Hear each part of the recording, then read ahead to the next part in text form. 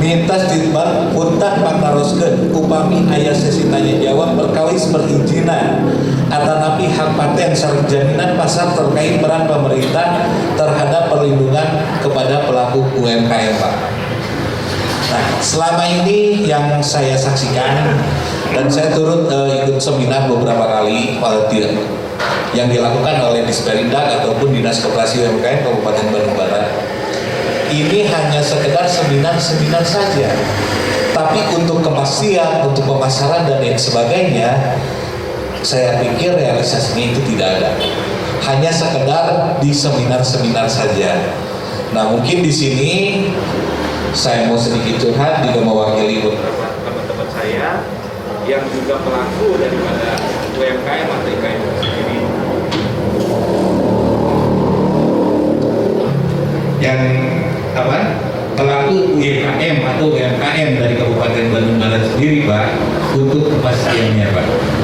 Saya harap dengan hadir Bapak di sini, dengan diskusi interaktif ini yang disaksikan semua bisa mendorong tidak hanya sekedar untuk menghabiskan anggaran saja, hanya seputar seminar-seminar saja, tapi pelaku-pelaku usaha UMKM ini tentunya mereka mendapatkan kepastian, pemasarannya ada, disalurkannya ada, gitu Pak. Mungkin cukup sekian dari saya, Pak. Terima kasih untuk waktunya. Assalamualaikum warahmatullahi wabarakatuh. Kang Aryo, ini yang nanya, kayak saya ditanya wartawan Kang Aryo. Saking ngertinya dari hal yang dibicarakan. Nah, yang pertama Omnibus Law. Tujuannya kan supaya bisnis mudah, termasuk untuk usaha kecil gampang, itu kan maksudnya, niatnya. Hasilnya apa? Undang-undang Omnibus Law itu tebalnya 1000 halaman. Penjelasan undang-undang 500 halaman. Maksudnya itu kan untuk menyederhanakan perizinan. Kok malah makin ribet? Jadi nggak nyambung antara tujuan dan cara. Kalau mau menyederhanakan perizinan, undang-undangnya mah nggak usah 1500 halaman, cukup 30 halaman. Iya kan? Misalnya izin harus diberikan dalam waktu maksimum 2 minggu, kalau enggak otomatis izin otomatis. Iya kan? Kan gampang itu, nggak bisa lagi dimainin kan? Proses izin dari tadinya 5 dihapuskan, yang izin-izin ini kagak ada lagi, hanya izin usaha dan sebagainya. Jadi niat nggak sama dengan cara untuk mencapainya. Sehingga kemudian judicial review menyatakan ini tidak konstitusional. Kalau tidak konstitusional harusnya diganti yang berlaku undang-undang yang lama. Ya kan? Tapi ini diribetin lagi, dimainin lagi supaya bisa dikocok ulang lagi Omnibus Law ini di DPR. Lagi dibikin aturannya. Ribut lagi. Sementara yang konkret yang dilakukan terhadap UMKM belum banyak. Salah satu kebutuhan UMKM yang paling besar adalah modal atau kredit. Saya ini waktu saya 30 tahun, rambut saya masih gondrong waktu itu, gaya Einstein. Saya koordinator untuk membenahi BRI unit desa 3.600 unit di seluruh Indonesia bersama tim dari Universitas Harvard. Apa yang kita lakukan? Kita ciptakan kredit baru namanya KUPEDAS, kredit umum pedesaan. Bapak pernah dengar Pak? Caranya itu kita kasih dulu pengusaha UMKM kecil doang, cuman waktu itu 500.000 ke 300.000 buat 3 bulan, buat melihat dia bayar tepat waktu enggak. Begitu dia tepat waktu, kreditnya dinaikin otomatis dari 500 jadi 1 juta. begitu kasih 6 bulan, begitu dia tepat waktu naikin lagi.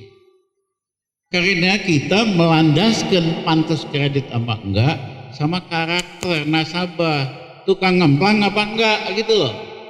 Karena ada orang kaya mentalnya tukang ngemplang, dia nggak mau bayar. Nah ternyata pengalaman kami, kredit umum pedesaan itu di desa-desa rakyat kita baik-baik bayar semua. Buktinya apa?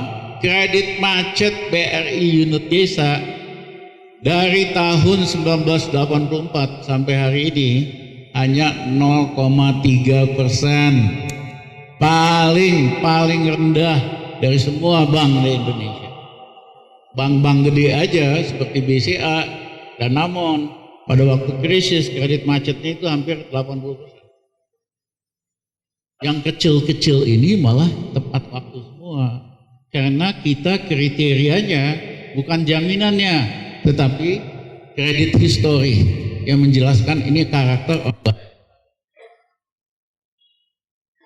Nah yang kedua, kami ciptakan program simpanan baru namanya Simpedes, Simpanan Pedesaan tahun 84. Waktu itu saya sendiri nggak yakin di desa nih jangan-jangan nggak ada uang, cuma kita bikin program Simpedes. Ternyata ada dan banyak, cuman timingnya tidak doang. Misalnya dia nanam tebu, panennya setiap 16 bulan. Selama 16 bulan dia nggak punya uang, begitu panen dia banyak uang. Kita bujuk supaya mereka masukin ke Simpedes. Apa yang terjadi? Itu duit setiap 16 bulan masuk terus. Petani ini nggak pernah pakai uangnya, kecuali nanti dia naik haji, kecuali dia mantu, baru diambil uangnya. Jadi dari segi BRI dapat sumber pendanaan yang stabil dan aman. Itu mungkin udah ratusan triliun itu dari Simpedes. Nah, esensinya orang kecil, orang desa malu kalau dia nggak bayar utang. Kalau yang gede-gede malah enggak. Semakin dia nggak bayar, dia merasa makin hebat. Saya kan puasa.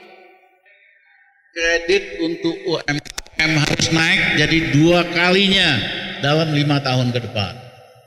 Itu kalau doa Bapak, ya kan, doain saya jadi presiden, itu yang akan kita lakuin Pak.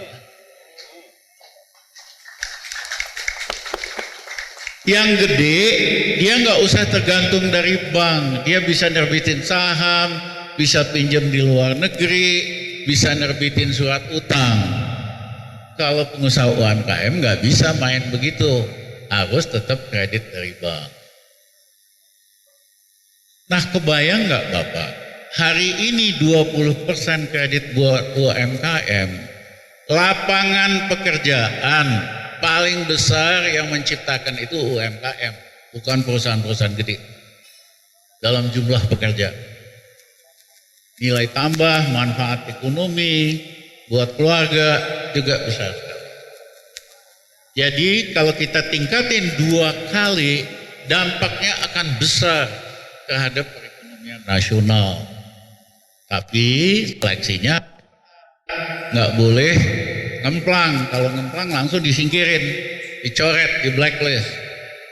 Jadi kalau ngarahkan kredit kepada ibu-ibu, insya Allah kredit macetnya malah lebih rendah dari 0,3. Ya, observasi saya ibu-ibu macetnya hanya 0,1 Bu. Ya beda kalau bapak-bapak yang dikasih kredit. Nah, satu itu luar biasa tuh kalau ada yang berani naikin kredit 2 kalinya dalam 5 tahun. Dampaknya luar biasa, ekonomi hidup lagi nih.